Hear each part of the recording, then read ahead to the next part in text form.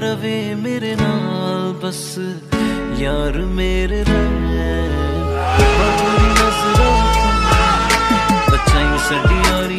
अबे माफी मांग, इतना याद रखना, अगर तू लड़की को इज्जत देगा तो लड़की तुझे अपनी इज्जत देगी।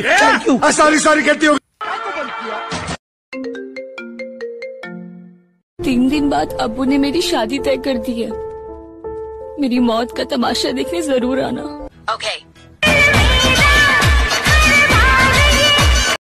हेलो फ्रेंड्स, मेरी याददाश्त जा चुकी है, मुझे कुछ भी याद नहीं है। कोई बता सकता है मैं किसका बॉयफ्रेंड हूँ? काजल, तुम सिर्फ मेरी हो।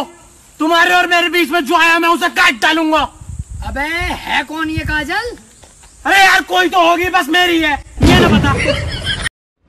जैसे ही हमला करने के लिए शेर ने मुंह खोला, मैंने शेर के मुंह में हाथ डाल दिया और डालता गया पीछे को निकाल दिया, पूंछ पकड़ के खींची और मुंह को धक्का दिया और मौजे की तरह शेर को उल्टा कर दिया।